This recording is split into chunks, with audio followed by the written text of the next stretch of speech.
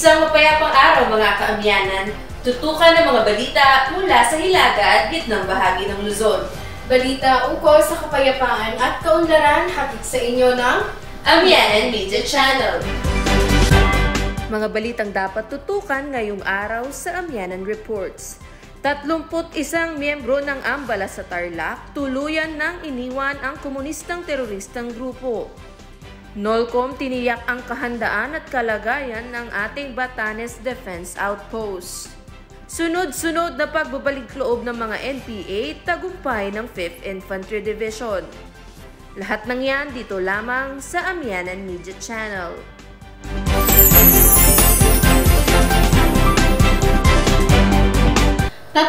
Isang dating taga-suporta ng komunistang teroristang grupo. Bukas loob na ipinahayag ang kanilang pagbabalik alyansa sa gobyerno. Ito'y matapos ang isinagawang agribusiness training sa Tarlac City. Ang buong detalye ihahatid ni Divina Mercado.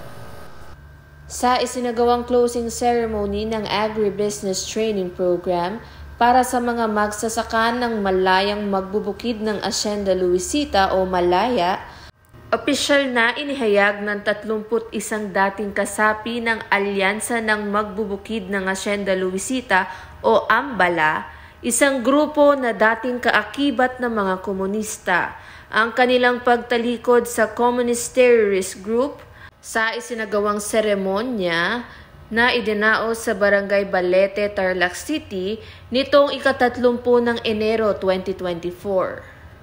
Ang Armed Forces of the Philippines sa pamamagitan ng Northern Luzon Command at iba pang ahensyang kasapi ng Regional Task Force to End Local Communist Armed Conflict Region 3 ay mainit na tinanggap ang pagbabalik loob ng mga dating kasapi ng Ambala. Itinuturing itong malaking dagok sa natitirang puwersa ng CTG sa Tarlac, lalo na sa kanilang pagsisikap na muling buuin ang kanilang suporta mula sa sektor ng mga magsasaka. Ipinahayag ni Florida Kapong Sibayan, ang chairperson ng Malaya, ang kanyang taus-pusong pasasalamat at pagkilala sa walang sawang suporta ng militar ng Pilipinas at na kanilang mga kasosyong pampubliko at pribado. Pinigyang diin ni Sibayan ang desisyon ng mga dating miyembro ng Ambala na itigil ang pagsuporta sa komunistang teroristang grupo ay simbolo ng kanilang pagpili sa kapayapaan at kaunlaran kaysa sa karahasan at rebelyon na dala ng CTG. Samantala, ang 31 dating miyembro ng Ambala ay magiging bahagi na ngayon ng Malaya, isang organisasyon at kooperatiba ng dating mga taga-suporta at miyembro ng komunistang teroristang grupo sa Tarlac. Sila ay magiging isa sa mga tinig para sa kapayapaan at pagkakaisa sa pagwawakas ng armadong labanang dala ng mga teroristang komunista sa Hilaga at Gitnang Luzon.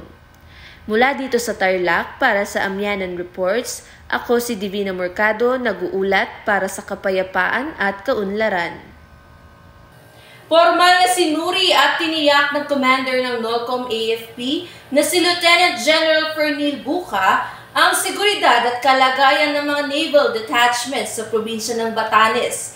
Ito ay sa paglalayon na mas mapaigting ang maritime defense posture ng bansa at masiguro na handa ito para sa papalapit na United States at Philippines balikatan exercise ngayong taon. Ating alamin ang buong detalye sa report ni June Rebosa.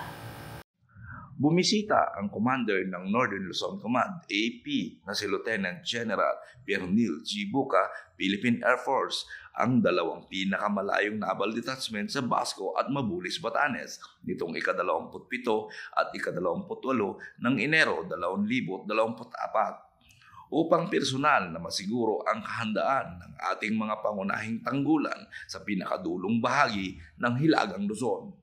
Kasama ng General ang mga lead planners ng Balikatan 39, 2024.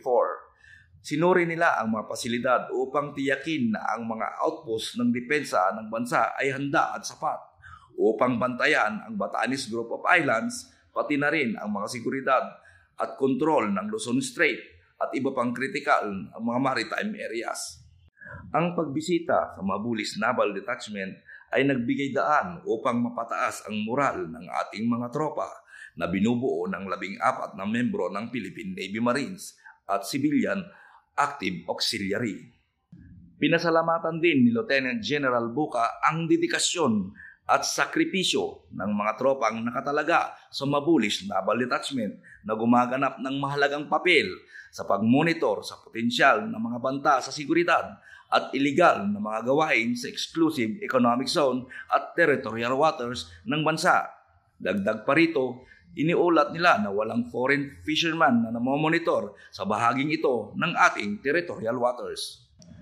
Mula dito sa Basco, Batanes, para sa Amyanan Reports, ako si Jun Rebosa, nag-uulat para sa kapayapaan at kaunlaran. Nakapagtala naman ang 5th Infantry Division ng Philippine Army ng sunod-sunod na tagumpay sa kanilang misyong pangkapayapaan sa Region 1 at 2 dahil sa sunod-sunod na pagsukol ng mga komunistang teroristang grupo. Ang iba pang kaganapan at detalye ihahatid ni Nico Agonoy.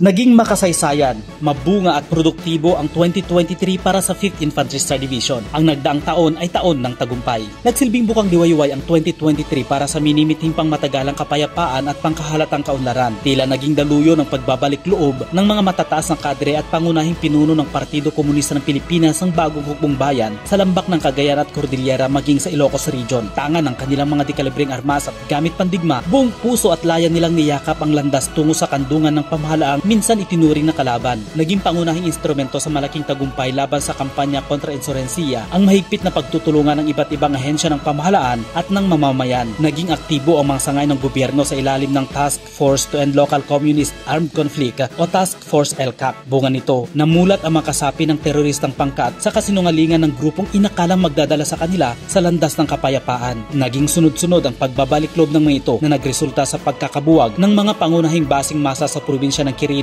Nueva Vizcaya at ilang bahagi ng Isabela katulad ng Jessa Complex na kinabibilangan ng Jones, Chagwe, San Guillermo at San Agustin. Maging ang bayan ng San Mariano na siyang nagsilbing Central Front ng CPP-NPA sa Region 2 ay idineklara na ring insurgency free bago pa matapos ang 2023. Sa pangalawang magkasunod na pagkakataon, tinanghalang 5th ID bilang pinakamahusay sa lahat ng major units ng Philippine Army sa buong bansa sa ginanap na Annual General Inspection 2023. Ito ay dahil sa pagiging disiplinado at sa pagpapatupad ng dekalidad na serbisyo. Sa pagsisimula ng taong 2024 habang nasalapa pang 5th ID ay muli itong kinilala at ginawaran ng Campaign Streamer Award dahil sa matagumpay nitong kampanya laban sa insurhensiya sa Hilagang Luzon. Ilan lamang ito sa mga pangunahin at matitingkad na tagumpay ng 5th ID sa nagdaang taon. Ang 2024 ay panahon ng pagharap at pagsulong. Pagharap sa mga panibagong hamon, pagsulong kasama ang mamamayang matagal nang nag-aasam ng kapayapaan at ng mga namulat sa katotohanan at nagbalik loob na sa pamahalaan. Sa 2024, dala ng marubdob na pagkakaisa, sama-samang aanihin ang matagumpay at kapit-bisig sa pagsulong. Hindi na sayang ang mga buhay na ipinuhunan, hindi nawalan ng saysay ang mga luhang pumatak, hindi na aksaya ang mga dugong dumanak dahil libo-libo na ang namulat. Mula sa kinabagsakan ng manag-alay ng buhay at sakripisyo ay sama-sama ang mamamayan para bumalikwas at harapin ang panibagong pag-asa. Ang mga sigaw ng pagtatangi sa mga nagdaang panahon ay napalitan na ng pagkakaisa at dumadagundong na sigaw ng kalayaan dahil sa bandang huli para sa Diyos at bayan,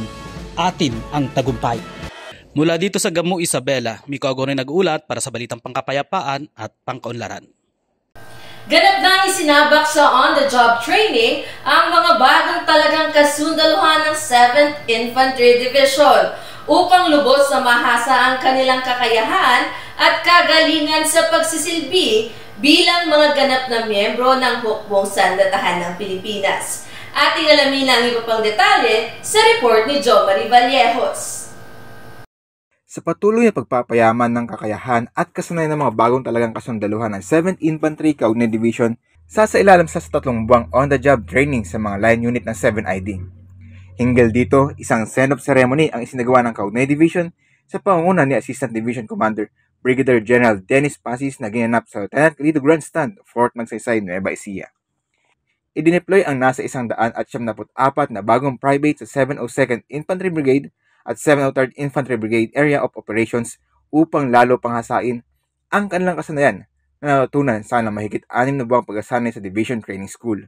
Magsisilbi namang mentor ang mga senior non-commissioned officers at mga direct senior na mga bagong privates sa kanilang transport mission. Para sa Amen Reports, ako si Jomari Vallejos, nag-uulat para sa kapayapaan at kaunlaran. At yan ang mga balita mula sa Hilaga at gitnang bahagi ng Luzon. Abangan niyo ulit kami sa susunod na linggo para sa iba pang mga balita.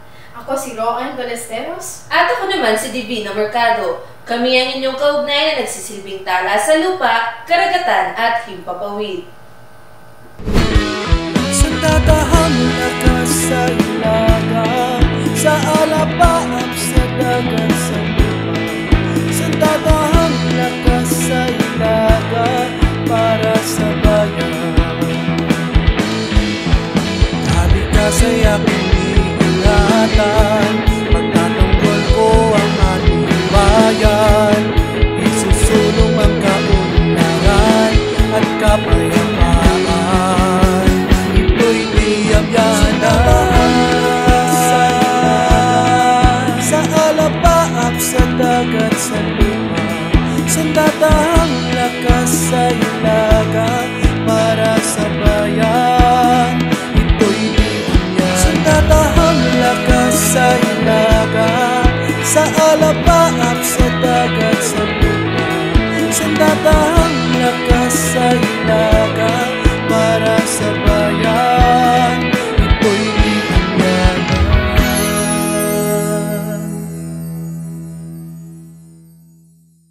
Mga kaamyanan, subscribe, like, and share our YouTube channel.